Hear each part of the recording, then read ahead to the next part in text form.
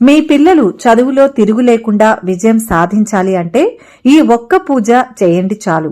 మాఘమాసంలో వచ్చే మాఘశుద్ధ పంచమిని శ్రీ పంచమి లేదా మదన పంచమి అంటారు. ఈ రోజున చదువుల తల్లి సరస్వతీదేవి జన్మదినంగా పరిగణిస్తారని పండితులు చెబుతున్నారు. ఈ దినాన సరస్వతీదేవిని పూజించడం ద్వారా అష్టైశ్వర్యాలు చేకూరుతాయని విశ్వాసం. మదన పంచమి రోజు ఏ పూజ చేస్తే పిల్లల చదువులు వృద్ధిలోకి వస్తాయో ఇప్పుడు ఈ వీడియోలో చూసి తెలుసుకుందాం. అంతకంటే ముందు మీరు మా ఛానల్ కనుక మొదటిసారి చూస్తున్నట్లయితే వెంటనే సబ్స్క్రైబ్ చేసుకోండి. అలాగే పక్కనే ఉన్న బెల్ బటన్ను క్లిక్ చేయండి. ఇలా చేస్తే మేము ఎప్పటికప్పుడు పెట్టే కొత్త వీడియోలు మీకు నోటిఫికేషన్ ద్వారా వస్తాయి. ఇక విషయంలోకి వెళ్తే, హిందూ మతంలోని ముఖ్యమైన దేవతామూర్తులలో సరస్వతిని చదువుల తల్లిగా ఆరాధిస్తారు. ఈ దేవి త్రిమూర్తులలో ఒకరైన బ్రహ్మదేవేరి. వేదాలు పురాణాలలో విపులంగా సరస్వతీ నది కూడా ప్రస్తావించబడింది. మాఘ శుక్ల పంచమిని వసంత పంచమి, శ్రీ పంచమి, మదన పంచమి అనే పేర్లతో పిలుస్తారు. జ్ఞానం మనిషిని మనీషిగా తీర్చిదిద్దుతుంది. జ్ఞానం, విద్య, చదువు పర్యాయ పదాలు. విద్యకు ఆదిదేవత సరస్వతీదేవి వసంత పంచమి రోజే జన్మించిందని భావిస్తారు. అందుకే ఆ రోజున సరస్వతిని ప్రత్యేకంగా పూజిస్తారు.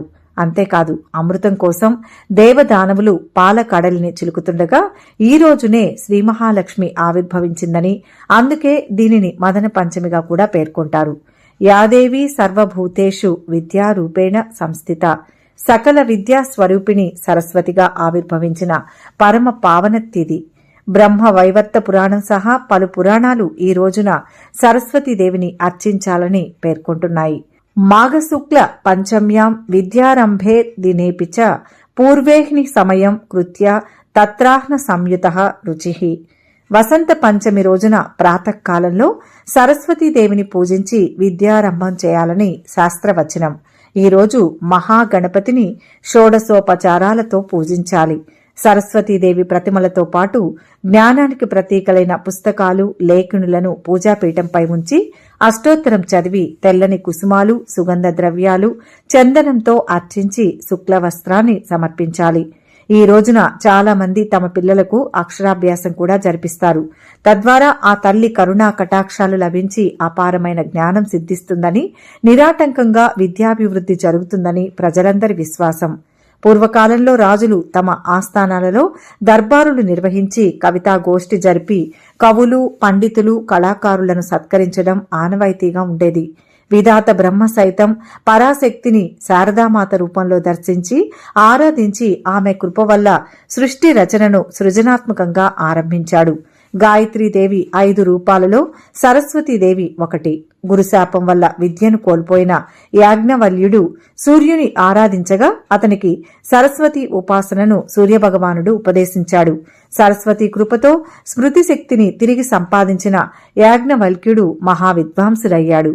వాల్మీకి సైతం సరస్వతిని ఉపాసించి రామాయణ రచనను చేశాడని పురాణాలు చెబుతున్నాయి. వ్యాస మహర్షి సరస్వతీదేవి అనుగ్రహంతోనే వేదాలను విభజించాడు.